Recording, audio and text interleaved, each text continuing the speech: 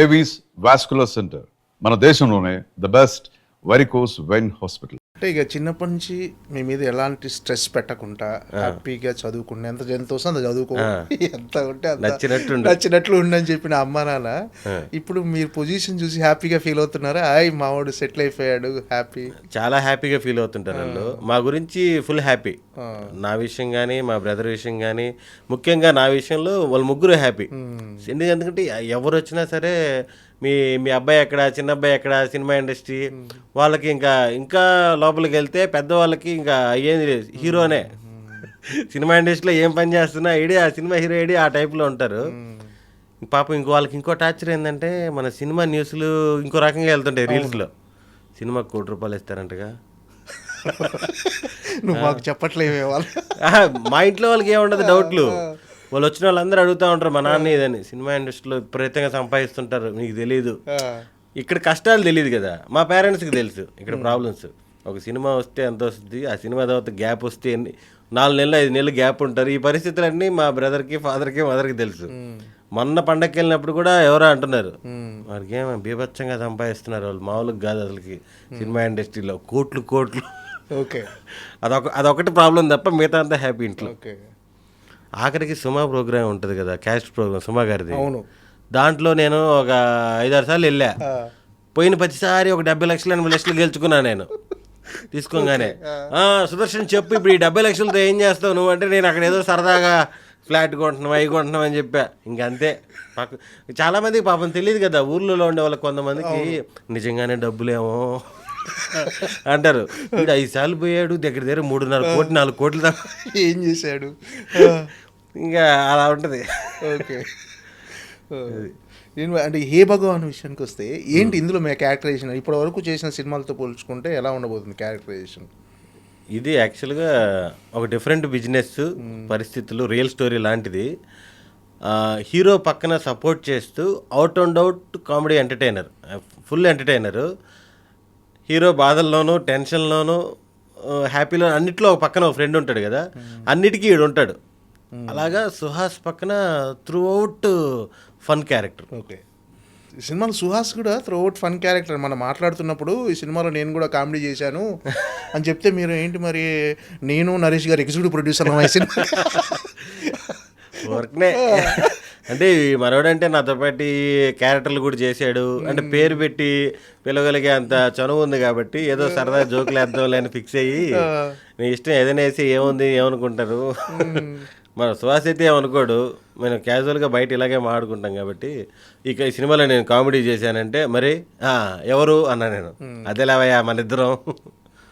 అంటే ఈ సినిమాలో అంటే ఫాదర్ బిజినెస్ ఏంటంటే జనాలంతా మొన్న టీజర్ రిలీజ్ అయిన దగ్గర నుంచి అసలు ఏం బిజినెస్ అని ఒక కాంటెస్ట్ కూడా పెట్టారు ఇప్పుడు. అవునవును.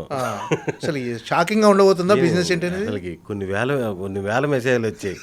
ఇందాక వాళ్ళు మన టీమే, మన టీం అంతా ఎతుకుతుంటే ఏందేందో గోటీలు బిజినెస్ అంటారు, ఆ బెగ్గర్స్ కాంట్రాక్ట్ బిజినెస్ అంటారు, సెప్టిక్ ట్యాంక్ అంటారు, చాలా పెడుతున్నారు. కానీ నాకు అనిపించింది ఇంతమంది పెడుతుంటే నిజంగానే ఎవరు కనుక్కోలేదంటే గ్రేటే. అదొక సర్ప్రైజ్గా ఫీల్ అవుతారు. ఇది ఏదైనా సరే అది రివీల్ చేయకపోవడమే బెటరు. ఒకసారి స్క్రీన్ మీదకి వచ్చి చూసిన తర్వాత ఆ 2 అవర్స్లో ఎంజాయ్ చేస్తారు, ఎమోషన్ అవుతారు, ఫీల్ అవుతారు. ఎక్కడో తెలియకుండా తండ్రి కొడుకులు బాండింగ్ బాగా ఎమోషనల్ అవుతారని నా ఫీలింగ్.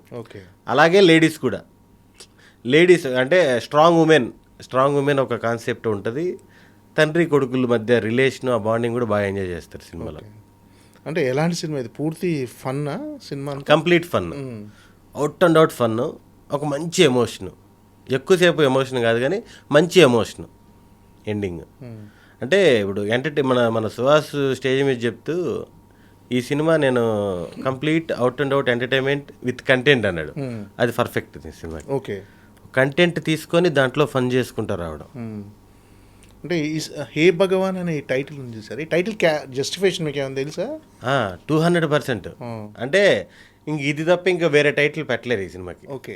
సినిమా చూస్తే తెలుస్తుంది. సినిమా చూస్తే మామూలుగా మనకి సినిమాకి సంబంధం లేకుండా టైటిల్స్ పెడతాం. ఎందుకంటే ప్రతిసారి సినిమాలోంచి టైటిల్ రావాలంటే కష్టం కదా, ఇన్ని లక్షల వేల సినిమాల్లో. అలాగా ఈ సినిమాకి పర్ఫెక్ట్ టైటిల్ హే భగవాన్. ఇంకా సాధారణంగా అంటే కమెడియన్స్కి కథ మొత్తం చెప్తుంటారా, ఓన్లీ క్యారెక్టరైజేషన్ చెప్తుంటారా? మీకంటే మీ విషయానికి వస్తే కొంతమందికి కథ మొత్తం చెబుతారు, కొంతమందికి మాత్రమే వాళ్ళ క్యారెక్టర్స్ చెప్పి వదిలేస్తారని చెప్పేసి ఉంటారు. అవసరం ఉంటే కథ అంతా చెప్తారు. ఇప్పుడు హే భగవాన్ సినిమాలో నాకు కథ అంతా చెప్పాలి, అలాంటి క్యారెక్టర్. ఎందుకంటే ఫస్ట్ ఫ్రేమ్ నుంచి లాస్ట్ వరకు ఉంటాను కదా, నాకు తెలుస్తాయి కదా ఎవరి క్యారెక్టర్ ఏంటి అని తెలుస్తాయి. ఇది నెక్స్ట్ చేసే చాలా సినిమాల్లో మనం ఎక్కడో ఒక ఫ్లాష్ బ్యాక్లో మనది ఒక క్యారెక్టర్ అనుకోండి, మనకి సినిమా అంతా చెప్పాల్సిన అవసరం లేదు. ఒక డైరెక్టర్కి ఏమైపోద్ది అంటే కథ ఓకే, ఈ సినిమా స్టేజ్ మీదకి వచ్చే టయానికి 100 నేరేషన్లు అయిపోయి ఉంటాయి. సినిమా స్టార్ట్ అయ్యడానికి కూడా హీరోలకి, హీరోయిన్లకి, ఆ విలన్స్కి అన్నీ చెప్పుకుంటూ వస్తారు కాబట్టి అందరికి చెప్పడం కుదరదు. కాబట్టి మన పాత్రకు తగ్గట్టు వీడిది ఒక 5 రోజుల క్యారెక్టర్, 10 రోజుల క్యారెక్టర్, నీది ఇది అన్నట్టు చెప్తారు. ఫుల్ లెంత్ అయితే మాత్రం కథ కంప్లీట్గా చెప్తారు. నేను సుదర్శన్ ఎప్పుడైనా ఓన్లీ యాక్టర్గానే చూడటమా, ఏమైనా డైరెక్షన్ కానీ ఏమైనా వేరే? ప్రస్తుతానికైతే యాక్టర్గానే చూస్తారు. దీంట్లోనే ఆ మార్పులు ఈ మార్పులు చేస్తే చాలా, అంతే. ఏమైనా బిజినెస్లు మొదలు పెట్టబోతున్నారు అంటే? మామూలుగా బిజినెస్లు కూడా చేస్తుంటారు కదా యాక్టర్స్. బిజినెస్లో ఇంట్రెస్టే, కానీ ఇప్పుడున్న బిజినెస్లు అన్నీ ఏంటంటే ₹1,00,00,000 వేసేసి మళ్ళీ చిల్లర ఎరుకోవడం లాగే ఉన్నాయి. ఏ బిజినెస్లు బాగాలేవు అసలు. ఇప్పుడు ఏదైనా చేద్దామన్నా కూడా దానికి అమ్ముగా బ్యాంకులో డిపాజిట్ చేస్తే వచ్చే ఇంట్రెస్ట్ కూడా రావట్లేదు. అంతే కదా, ఇప్పుడు ₹1,00,00,000 పెడితే కనీసం నెలకు ₹1,00,000 రావాలి కదా, లేవు. అదేదో గమ్ముగా అంత టెన్షన్ తీసుకునే బదులు బ్యాంకులో వేసి అదేదో ఇంట్రెస్ట్ తీసుకోవడం మేలేమో అనిపించే బిజినెస్లు ఉన్నాయి. కానీ బిజినెస్ నాకు ఇంట్రెస్ట్, ఏదో చెయ్యాలి. ఓకే, హెవీ ఇన్వాల్వ్మెంట్ లేకపోతే ఏ బిజినెస్ చేద్దామని అసలు? అంటే మామూలుగా మోటార్ ఫీల్డ్ నుంచి వచ్చాను కాబట్టి అది ఇంట్రెస్ట్ ఉంది, కానీ దానికి నేను సెట్ గాను, ఇప్పుడున్న దానికి సెట్ గాను, దానికి 100% వర్క్ చేయాలి. ఫీల్డ్ కూడా అందరికి కలిసి రాదు, మళ్ళీ ఇనుము కలిసి రావాలంటారు. రెస్టారెంట్స్ బిజినెస్ కానీ, ఈ రెస్టారెంట్ అంటే కంప్లీట్ రెస్టారెంట్, లేదంటే ఫుడ్ కోర్ట్లు కానీ ఏదైనా ట్రై చేయాలి ఫ్యూచర్లో. సినిమా ఇండస్ట్రీలో కూడా క్యారవాన్లు, డబ్బింగ్ స్టూడియోలు అయ్యి అనుకున్నాను, కానీ అప్పుడు స్టార్టింగ్లో ఏదో ఒకటి మనం ఇక్కడే ఉంటున్నాం కదా అని అన్నీ హెడ్డేకే. ఫ్యూచర్ అంటే ఏ సినిమాలు చూస్తున్నా పోయా పెద్దవి కానీ అన్ని ఎన్ని సినిమాలు ఉన్నాయి ఇప్పుడు చేతిలో? బిజీయా మొత్తం? బిజీయే. ఇప్పుడు శ్రీ విష్ణు గారిది కామరేడ్కి వెళ్ళాను, షూటింగ్ జరుగుతూ ఉంది. కొన్ని సినిమాలు జరుగుతూ ఉన్నాయి, పేర్లు పెట్టలేదు కానీ రివీల్ చేయకూడదు, జరుగుతూ ఉన్నాయి. ఏంటంటే ఫ్యూచర్ ప్లానింగ్స్ ఏంటి? ఎలా గో విత్ ఫ్లోనా ఏమన్నా? ప్రస్తుతానికైతే గో విత్ ఫ్లోనే. సినిమాలు పడుతున్నాయి. 2026లో చాలా సినిమాలు ఉన్నాయి మనకి రిలీజులు. దగ్గర 10-15 సినిమాలు రిలీజులుగా ఉన్నాయి 26లో. అంటే కొన్ని జరుగుతున్నాయి, కొన్ని అయిపోయినాయి. ఇవన్నీ కూడా 2026లో రిలీజ్ అయ్యే సినిమాలు అన్నీ కూడా మంచి సినిమాలు.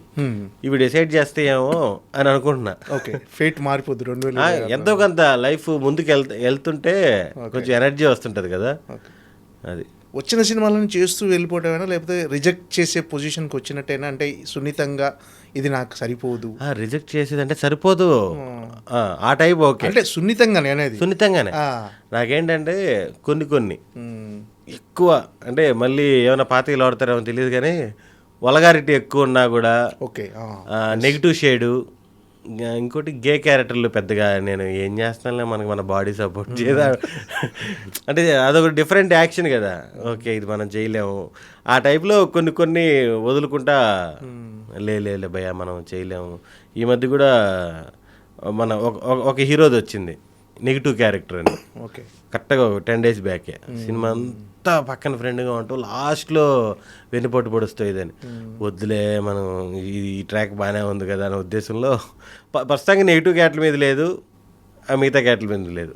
అంటే తెలుగు సినీ పరిశ్రమలో కమెడియన్స్ మధ్య ఎక్కువ కాంపిటీషన్ ఉందని ఫీల్ అవుతున్నారా? అంటే నెంబర్ ఆఫ్ కమెడియన్స్ ఎక్కువ అవడం వల్ల? అంటే ఏమమ్మా బయట అందరూ మన ఇండస్ట్రీలోనే కామెడియన్స్ అందరూ కలిసి పనిచేసేది. మీరు కాంపిటీషన్ అంటే హెల్తీ కాంపిటీషన్ అంటే, సో ఇట్ అంటే ఇంతమంది ఉన్నారు, చాలామంది ఉన్నారు కమెడియన్స్, అంటే ఒకరికి మించి ఒకరు చేయటం అనేది, క్యారెక్టర్స్ కానీ పర్ఫార్మెన్స్ కానీ ఎంటర్టైన్ చేయటం కానీ. అది 100% కమెడియన్స్ ఒక 2 ముగ్గురున్న సెట్లో డిస్కస్ చేసుకుంటారు, రే అలా చేద్దాం ఇలా చేద్దాం అని అనుకొని. ఇప్పుడు కిషోర్ అన్న ఉన్నారు, సత్య, ప్రవీణ్ అన్న, వీళ్ళందరూ ఉన్నారు. ఎవరున్నా సరే దాన్ని ఇంప్రూవైజ్ చేసుకోవడం, యాడ్ చేసుకోవడం. నువ్వు ఇక్కడ చెప్పురా, ఇప్పుడు ఇది ఎందుకు మనకి నారి నడుమురల్లో థియేటర్లో చూస్తుంటే ఒక డైలాగ్కి విపరీతంగా నవ్వారు నా డైలాగ్కి. అదేంటో భయ్యా మొన్న గర్ల్ ఫ్రెండ్ సినిమా, అదే ఆడవాళ్ళు ఎంతే అర్థం గారు, ఆడవాళ్ళు ఎంతే అర్థం గారు మన గర్ల్ ఫ్రెండ్ సినిమా చూసి భయం వదిలేయమంటే ఒక పిల్ల చున్నీ వదిలేసింది అన్న. నాకు మామూలుగా ఆ మీమ్ తెలియదు పెద్దగా. నేను థియేటర్లో చూస్తుంటే విపరీతంగా నవ్వుతున్నారు.